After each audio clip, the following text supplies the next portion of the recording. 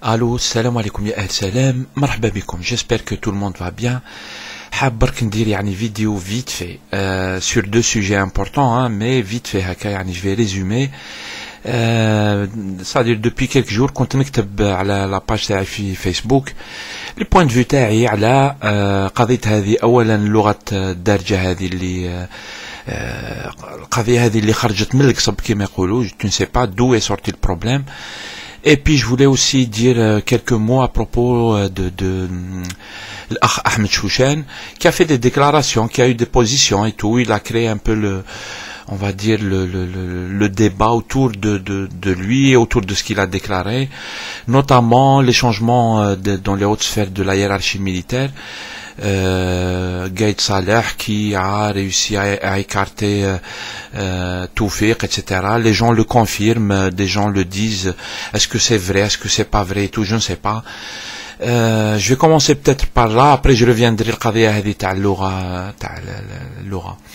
Juste à propos de Ahmed Chouchen, personnellement déjà, ou là personnellement, je n'ai pas de problème avec lui personnel, même si depuis quelque temps je ne suis plus d'accord avec les positions qu'il a eues et tout. Mais أنا نحترمه كشخص هكا, et puis c'est quelqu'un qui a une histoire. Du coup moi c'est pas parce que au premier où on n'est pas d'accord on commence à se taper dessus. Je suis pas d'accord avec cette façon. C'est ma façon, hein, c'est. Et puis chacun il est libre de faire ce qu'il veut. Il assume ses positions et tout. Les gens sont adultes, ça se respecte, à mon avis.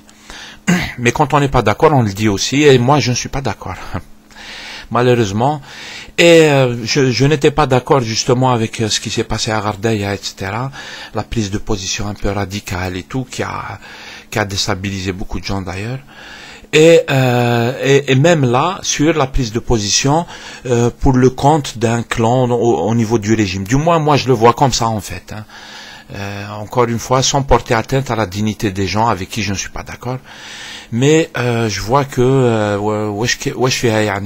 quand un clan il a gagné sa bataille contre l'autre clan, qu'est-ce que ça nous apporte, ça nous apporte rien du tout. Nous avons un problème, un régime qui m'écoule, un militant ou un activiste, je ne citerai pas son nom, mais il utilise le mot matrice à propos du système algérien. La matrice, quand elle est là et qu'elle continue à contrôler le politique, l'économique, le social, l'associatif et tout ce que tu veux, en quoi ça nous intéresse, je veux dire, mais وين فيها النقلة النوعية إذا كان فيه يعني un clan, un gang غلب الكلان واحد آخر.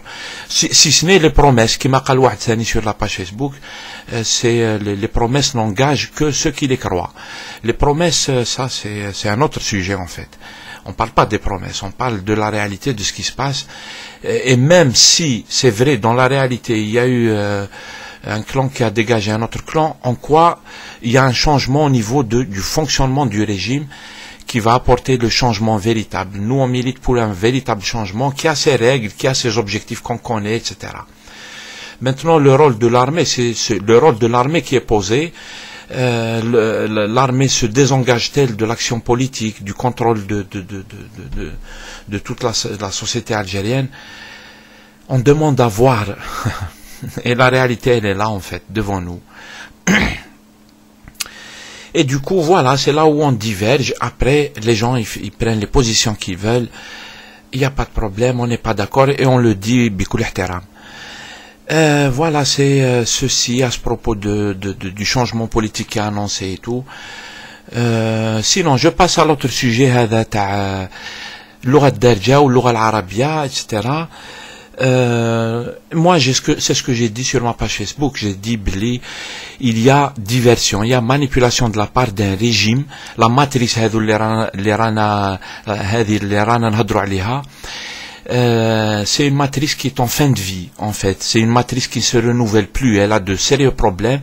Ça craque de partout. Et le coup de grâce, c'est le fait qu'ils ont eu le pétrole qui est mort.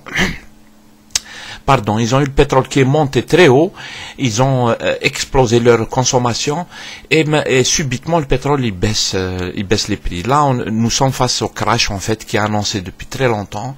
C'est un crash Je pense que le crash, c'est un crash qui est prévu même avant l'histoire du pétrole et tout. C'est un régime qui est finissant. Comme tous les régimes de la région, il y a énormément de raisons de dire qu'il est finissant. Après qu'il ait des ressorts, etc., comme le ressort des hydrocarbures et tout, ça c'est une autre paire de manches. Ça ne change rien à la logique qui fait que c'est un régime qui est finissant et nous assistons à son crash.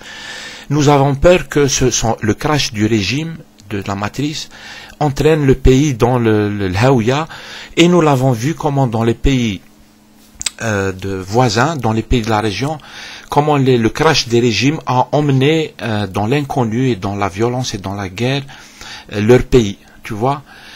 C'est pas la peine de donner des exemples, nous les connaissons par cœur. Et Nidam Hada qui est en fin de vie, ben il essaye d'affaiblir la société. Malheureusement, nous avons un régime qui ne changera pas de l'intérieur, contrairement à ce qu'on croit.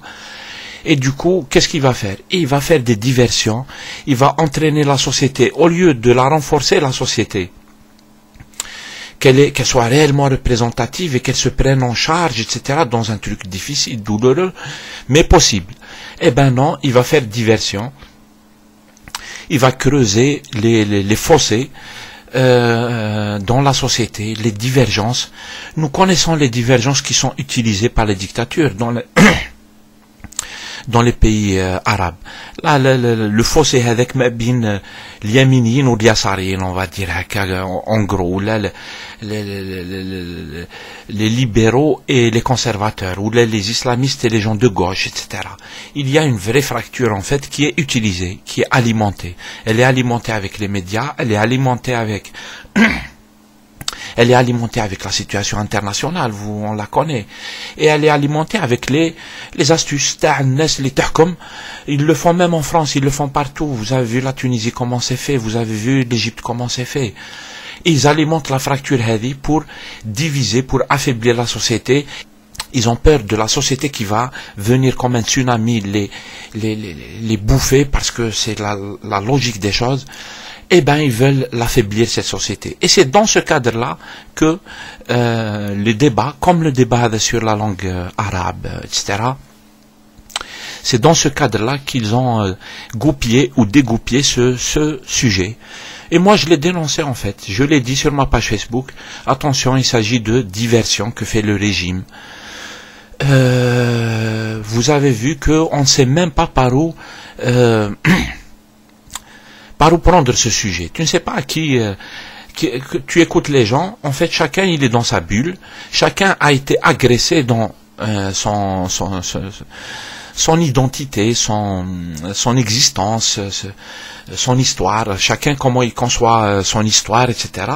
Et chacun a été agressé. Anaya, personnellement, j'ai écouté les gens. Même dans mon entourage personnel et tout, j'ai discuté. Et j'ai entendu des discours totalement contradictoires de la part de chacun. Hada, il a entendu blé, on a voulu faire disparaître la langue arabe. Hada, il a entendu blé, on a voulu faire disparaître l'haouia hadi shabia al-Jazair à travers la langue d'Arja, etc. Et chacun, on lui a dit quelque chose qui l'a agressé et tout le monde est parti en guerre. Et c'est exactement le truc qui consiste à diviser pour mieux régner, qui consiste à affaiblir, à alimenter les fossés pour affaiblir tout ce bon monde, en fait. Et moi je dis attention, ne tombons pas dans ce piège-là. Il faut le dénoncer, moi personnellement j'essaie de pas tomber dans ce piège, et pourtant les sujets sont importants. Le sujet al-Haouya, il est important, bien sûr. Bien sûr que personnellement je ne suis pas d'accord avec, je ne sais pas comment elle a déclaré ça. D'ailleurs la ministre, c'est elle qui est en train de mener ce débat là, à mon avis. Elle a dit la chose et son contraire. D'un côté, soi-disant, une hioul arabia beshi hatou place d'Arja. Les gens, ils ont tiré la sonnette d'alarme parce que c'est impossible, c'est du délire. Et de l'autre, elle a dit que non, nous voulons renforcer la langue arabe. Nous allons faire rentrer les enfants madaris beshi ta'almou al-lugha al-arabia, etc. Donc ils ont déclaré la chose et son contraire, et ça a mis tout le monde est parti sur son cheval de bataille, et le débat est faussé, alors qu'on pourrait le débattre autrement. En fait, ce qu'il faut faire, normalement, nbqaw wa'yin, vigilants. Et on peut débattre en dehors des manœuvres du régime. Il faut d'abord sortir des manœuvres du régime. Le régime, il a sa logique, il a son agenda. Je pense qu'il faut faire très attention. J'en appelle à la vigilance des gens. Voilà.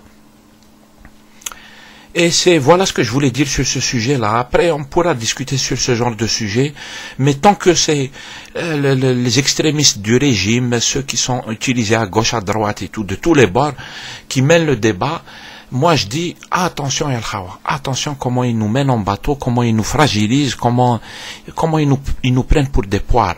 Il faut que l'on ait des gens capables de dire, on peut débattre de ça, mais en dehors de ce que fait ce régime, quand même. Voilà, j'arrête là en fait ma vidéo parce que je sais qu'elle est très longue. J'ai juste donné mon avis encore une fois. J'ai abordé deux sujets. Il faut pas le faire en fait dans les vidéos. Il faut aborder un seul sujet dans une vidéo. Mais je voulais quand même donner dans un paquet comme ça ce que je dis depuis quelques jours sur ma page Facebook. L'occasion de le dire en vidéo, là en audio. Khair mel kitaba wara. Voilà, c'est tout ce que je voulais dire. Salam alaikum khawti, tahallaw fi rouhatikum, tahallaw fi البلاد, ونتلاقاو في ساعة الخير. Salam alaikum.